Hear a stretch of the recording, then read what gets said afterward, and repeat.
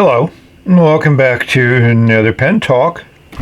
Thank you very much for joining me as I explore the amazing, incredible, interesting, wide world of pens. And you see two pens rotating in front of you. Many of you may recognize them. It's a new model from PenBBS 470. And I call it a pump filler. And we'll see what that means when we do the filling a little bit later on. And of course I got two of my favorite resins, Quarterite and Aurora.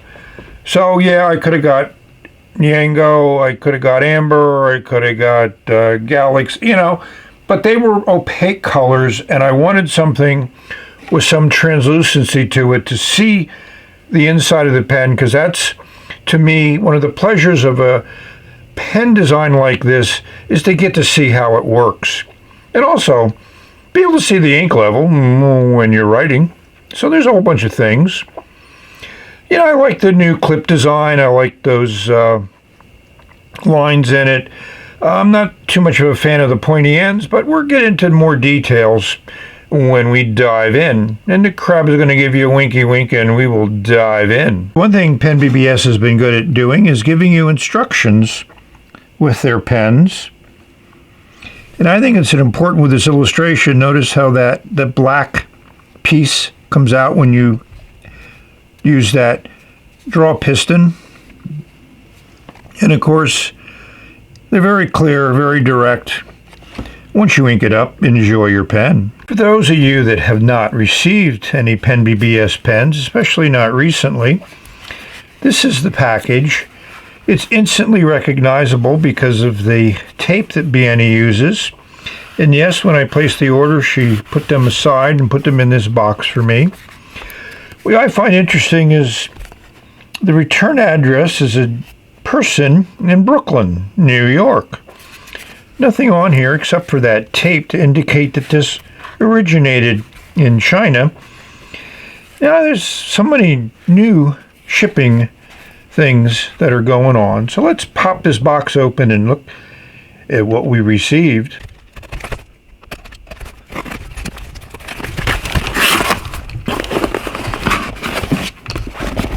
Yes, here we have them. Aurora and Quarterite 470. Standard PenBBS packaging. Hope you enjoyed the unboxing. So to me, there's a lot of common design elements in this 470. Yeah, it's hard to remember the numbers that PenBBS uses because there's no logic to them. And the other thing that's unique, besides the pump filler, is this cap band is large, covers the bottom of the cap, which I enjoy. But it's certainly an ornate kind of Greek pattern there. I don't know what that is, but it is different. So just to compare, here's a 556. Same finial at the top, but the clip is inserted differently, even though it's the same design of that clip. And of course the cap band is quite a bit different, but it's part of what they're doing. No made in China on the 470 for some reason. And here's a 495. I had to look up the number. Also in Quarterite. You can see how that resin changes from pen to pen. Completely different top finial in that old sword clip design. And a very, very thin cap band, which I kind of like more than this big ornate one here. And if you go to the other end, again, different finish, different designs on the end of that barrel. But these are both, this is that piston filler, which they improved on this model, and they also did it in 556, I think.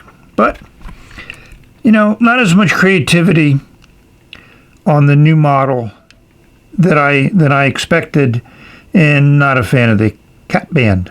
So you may ask, why are these three PenBBS pens there? What do they have in common? Well, they're in a numeric sequence. 469, 470, 471. I don't know whether you can explain to me why these three are in numeric order and why they picked 470 for this model, the latest one to come out. This 469 is in Great Peacock. Not many pens were made with that resin. But, as I said, hard for me to remember all the model numbers that PenBBS uses. So, I had to dismantle the 470 just to see how the little bits and pieces work together to provide you with a filling system. And I forgot one piece that comes out. There we go. Now we're completely disassembled. I'd forgotten that this pump piston comes out. So there's a lot of unique pieces here. John has been doing his engineering. So this is a breather tube, which most pump fillers would use. Also, diaphragm fillers use a similar type of design.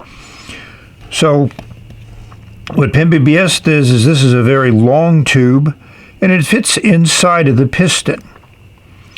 So when you push the piston down, it pushes out air. When you pull the piston back, it pulls up ink through that tube. So, well, maybe the air comes out of the tube, I don't know. But, it's a standard nib assembly, but it has a little bit of a difference here. Some O-rings. I'm going to grease all the threads when I put it back together, and of course put some extra silicone grease on the piston because I took it out. But, why did PenBBS design it like this? To me, less moving parts. And the threads on here are very tight in the barrel, so you need to use some effort to remove it. And I like the O-ring above the threads on this section, which unscrews, so cleaning this pen will be easy peasy. So another thing that bothered me about the 470 is this white ring here, which is used to secure the clip into the cap.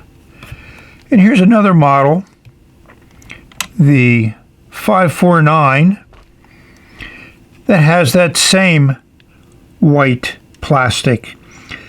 When I reviewed this pen, I said that should have been clear. If the pen is an opaque resin, you don't see it, but you see it on these models. So I would be remiss if I didn't have my 348 test edition, which was PenBBS's first attempt at doing a pump filler. Let's look at how that pump filler worked. Not very well.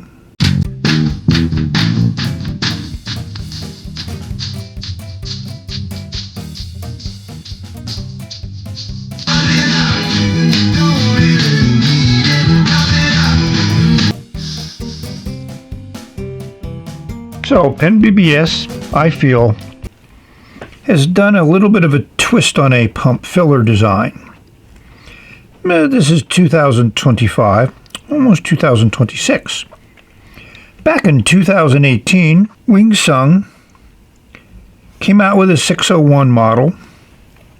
The original ones had a diaphragm filler, which I wasn't that much of a fan of, but they quickly put in a pump filler, similar type of function that PenBBS has done in their model of the 2025 period.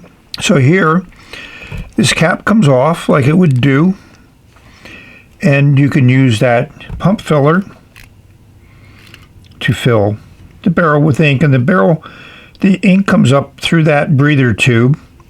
So air out, ink in, air out, ink in.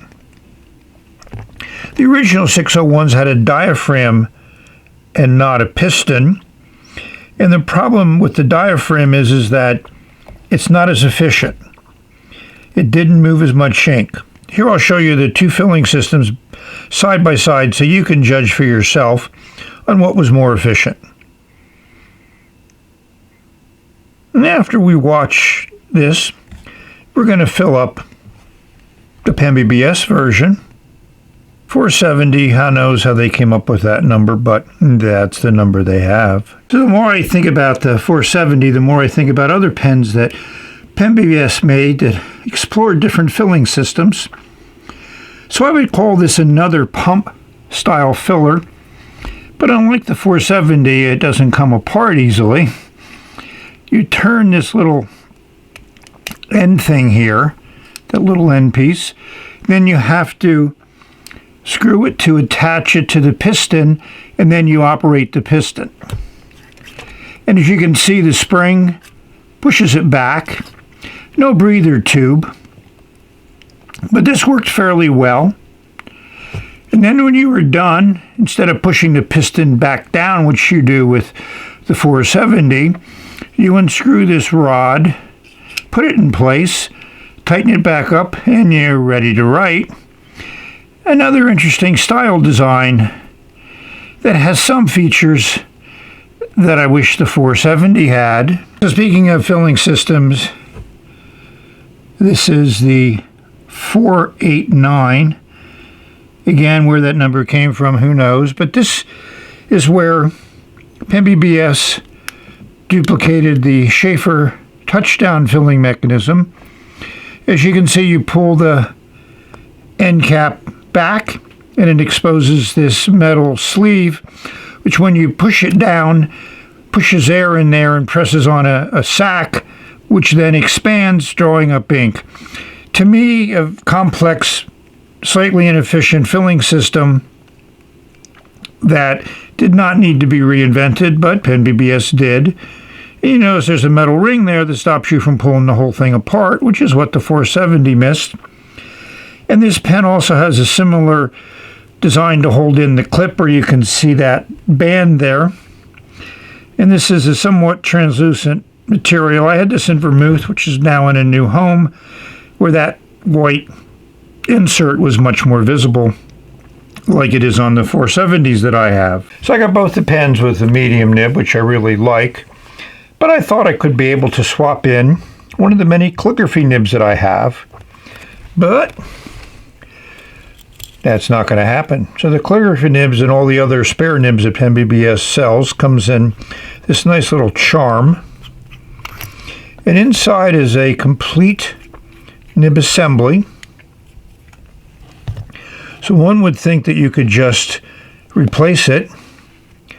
But the problem is that the nib assembly in the pump filler has this breather tube, and it's not going to work in these other assemblies. Now I potentially could pull the nibs and just replace the nib rather than doing the nib assembly. I may look into that. But you know I like my interesting nibs, and this number 6 is an interesting nib that I haven't put in a pen before. But it's not going to be an easy peasy swap. See, I have to use one of my new inks from the wet pen. Pen Cove Muscle. I think it'll go well with that Aurora resin. So we're going to follow the PenBBS instructions. First, remove cap. Always first step in filling a pen like this. Second, we need to take off the end cap of the barrel, and it turns with a lot of effort. It's not going to accidentally unscrew, and it's a lot of turns to get it to be able to move the piston. So now the piston can move up and down. And now we see one of the issues that it pops right out. Again, I don't know what design could have changed. They could have done a lot of different things, but they didn't. So that's the pen. So we're going to see if we can show the filling how many pumps it takes. So let's go. Up, and there's your issue. How do you just stop it? It fills up pretty good. That's 3 pumps and 4 and 5. That's as much as a fill as I want. but we got ink.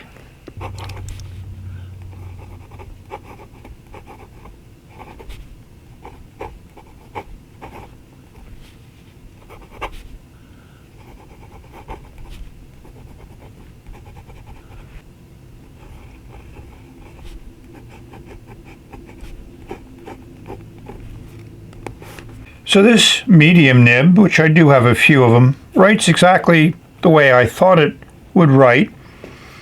It is on the fine side of medium, but very consistent flow. This wet pen ink dries pretty quick. Some of them do. So this nib just has a little bit more feedback than I'm used to from the medium nib. I would probably do a little smoothing later on. You know, I'm going to write with the pen for a while. As we know, sometimes the nib breaks in a good way. So I explored a lot of PenBBS models in talking about this new 470. Hopefully you've enjoyed that little engineering view.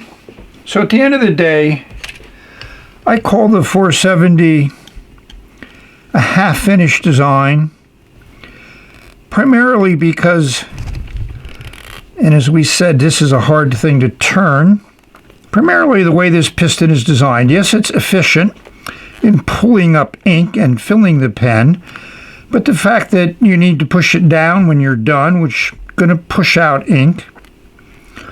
And I apologize how many turns it takes to take this cap off. We're almost there. Yeah. Hang in there. Wow. There it is. And also, this piston has just gotten really tight. As you can see, it's not the most convenient thing to do. And I think they should have had a metal ring here that stops the piston. You know, metal ring that you could unscrew, but then that would have to be threaded so this cap could fit into it. So it'd be a lot more engineering. Another part probably would have added to the cost of the pen, but I think this is unacceptable. That's my opinion. And you could see what challenges it had for me just taking this off. And I'd unscrewed this a few days ago, so it's not like it sat there for a while. So that's my conclusion on the 470. I love PenBBS pens, but I need to be honest about some of them not necessarily providing you with the best writing experience and not the best design. They're all well made, you know, the acrylic looks great. They all feel good in your hand. Those PenBBS nibs write well. I've never had one that didn't. I know some people have, but not me. And I'm also adaptable, and I adjust to the pen more than having the pen adjust to me. So with that, I wish everyone is safe, healthy, and happy, enjoying whatever holidays are in your area, and that you celebrate. Or celebrate all of them, which makes it fun. So thank you all for watching. We've reached the end, and we will say bye-bye. I don't know what's next. Have some pens in the pipeline.